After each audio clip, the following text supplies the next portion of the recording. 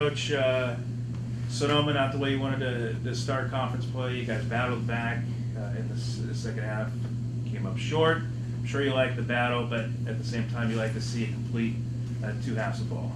Yeah, I thought we did a great job showing some character, showing some toughness, and coming back and playing hard. Second half, not giving up.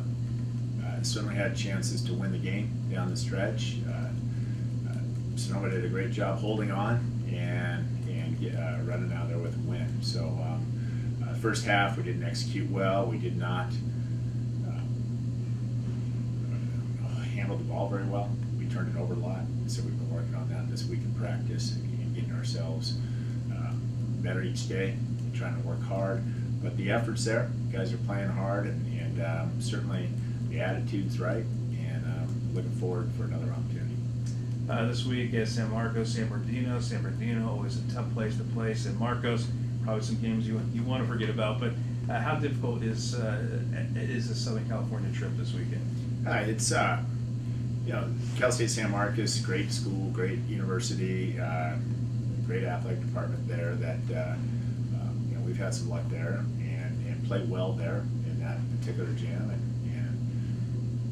I think that this year's an interesting team that they have coming back. So they got some new faces, and we're in the process of scouting them and getting a game plan prepared. And then the positive is that it's not back-to-back this year. It's not Friday, Saturday. It's Thursday, Saturday. So we'll have that extra day for preparation. And during that Friday, we'll travel up to Cal State San Bernardino. We'll have a practice that day and be able to get a 24, 48-hour respite and get ourselves righted for the Saturday game. Yeah, Coach, why am I forgetting? Oh my God. Anyway, Michelle Pinto-Jackson. She was talking about that, and I know it's something that the coaches over the years, especially in the North, I'm sure in the South too, they, just having to go travel for a Southern California trip and having to play back to back, and not giving you guys not only time to prepare for the next game, but for the athletes as well.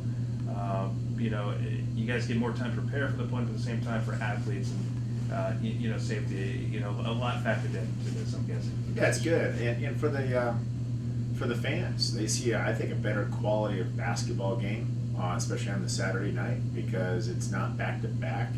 You don't have kids that are tired; you have kids that are fresh. With 48 hours, it's a big difference having that extra day, and the preparation for coaches and the student athletes to prepare for that Saturday night game, I think is real positive. The tough part is the student athletes are on the road an extra day, and they're away from school an extra day. And this particular time period of as far as their semester goes, is very difficult. They have 2 more weeks of classes than finals, and so they're obviously under pressure right now, getting their assignments in, any exams they're preparing for.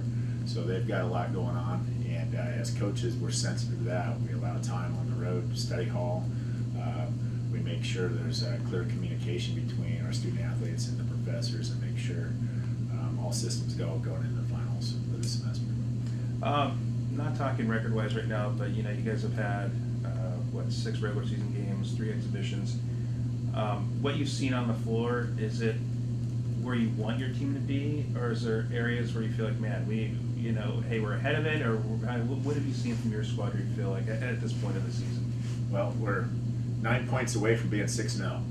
So yeah, I'm excited about where we are and what we've accomplished so far. Yeah, 3-3 is not what we aspire for, but we've had some close games where we came up short. So we're certainly looking at our last 3 minutes of the game situations, whether we're up or we're down, or if we had a big lead or we've lost a big lead.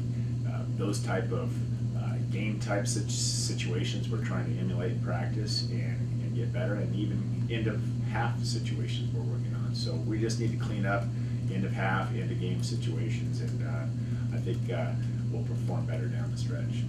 I know so far in the season you said 3 guys, you just seem like more togetherness, closeness. What do you feel like? Is there a different feeling to this team? No disrespect to the past couple of years and other teams, but do you feel like there's some kind of a difference with this squad? I do, and I really appreciate these guys and their positivity and just their personality carries throughout the team. It's great to meet with these guys. A video session. They're very businesslike, and they take coaching well. They take the criticism well and understand that's basketball and it's not personal, and they do a nice job with that. And I think they correct themselves, and they're becoming more accountable, not only for themselves but for their teammates. And there's some new leaders that are stepping up on the team. So it's a process, and it's a good thing to watch, and I really enjoy that as a coach. Very early in the conference season, a lot of conference games to be played, but after the second week, I'm sure you'd like to come back 2-1. But what have you told you guys to kind of stay upbeat, especially after a loss, opening conference loss? What have you told your guys to kind of that it is it is a long conference season and there's plenty of games? Yeah, it's a marathon as far as how many games that we do play. We're talking about going into March, as far as games, and it's too early, to get excited about a win. It's too early to get down about a loss, and so it's never as good as it seems, and never as bad as it seems, especially this early in the year. You just need to improve every game, every practice, and that's what we're doing. And with the foundation that we have, as far as the work ethic and how hard the guys are playing and our talent level, I think good things are going to happen. All right, so I got it.